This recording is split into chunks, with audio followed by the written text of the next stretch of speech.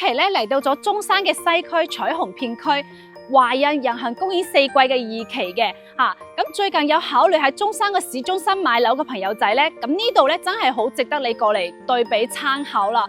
而家呢度性價比相當高啊，精裝12300就有得成交啦。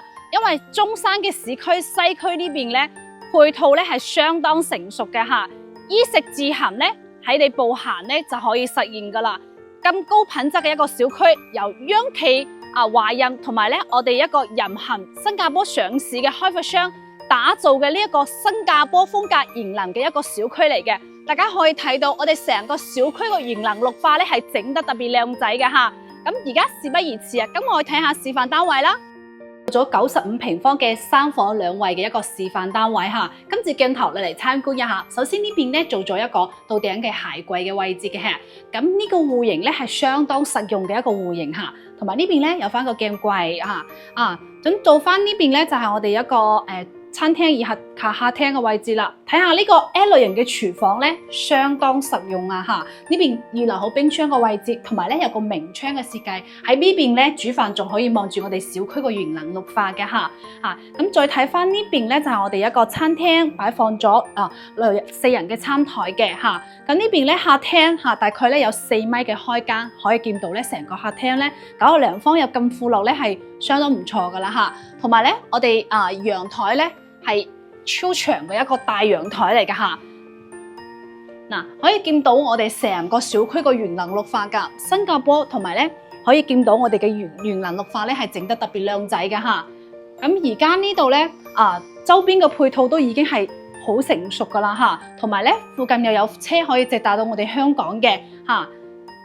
咁再參觀下我哋休息區啦嚇，咁呢邊咧係可以作為我哋一個長者房啦嚇，佢係連穿一個陽台嘅嚇，所以採光通風咧係相當唔錯嚇。同埋呢邊咧乾濕分離嘅洗手間係我哋一個交付標準嚟㗎嚇。咁華人人行呢個小區咧，佢品質係相當高㗎嚇。咁呢邊咧可以作為一個兒童房嘅嚇。咁最後咧嚟到咗我哋主人房啦，主人房咧係大套間嘅設計嘅，見到我哋洗手間都係好闊落噶吓。咁呢邊咧都預留好咗我哋一個衣櫃嘅位置，到時可以訂製一個到頂嘅衣櫃，擺放咗1.8米嘅大床，3邊落床位，同埋咧飄台係全浸送嘅吓，望住小區嘅園林綠化吓。咁呢個咧係95平方嘅，而家我哋去睇下其他嘅樣板間。咁而家咧嚟到咗我哋115平方嘅4房嘅單位嚇，咁首先一嚟咧做咗一個到頂嘅一個鞋櫃嘅嚇，見到好大噶啦嚇。咁再過翻呢邊咧係我哋第一間房，梗係全浸送嘅一個面積嚟嘅嚇，見到空間都係好大噶啦嚇。咁再睇翻呢邊咧參客廳咧係一個南北對流雙陽台嘅一個戶型嚟嘅嚇，所以相當舒適。咁呢邊咧就係我哋廚房，都係一個大 L 型嘅一個設計嚇，所以咧係相當實用唔錯嘅嚇。再睇翻呢邊咧就係我哋一個生活陽台嚇，呢邊咧就係餐台嘅位置嚇。到時咧呢邊你擺上圓嘅大台都可以㗎，空間係相當唔錯嘅嚇。同埋呢邊咧景觀陽台咧都係望住我哋成個小區嘅園林綠化嘅，因為呢度咧佢係打咗個房啦。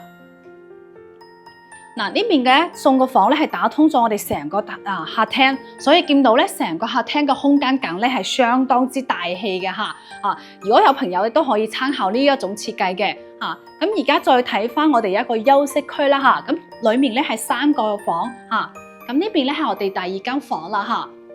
可以見到咧方方正正望住小區園林綠化。咁呢邊咧係我哋一個客廁嚇，乾濕分離嚇。咁呢邊咧就係我哋第3間房，可以作為一個兒童房啦嚇。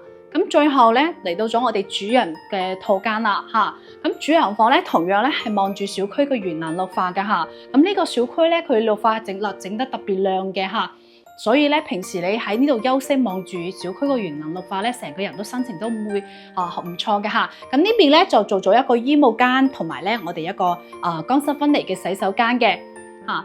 如果朋友最近有留意中山市區嘅樓咧，咁呢度咧真係值得你過嚟參考噶啦嚇，性價比相當高，周邊嘅配套成熟齊全嚇。有興趣嘅朋友聯繫阿 Lily 過嚟實地睇樓啦，Lily 可以同開發商同你申請一個優惠嘅內部價㗎。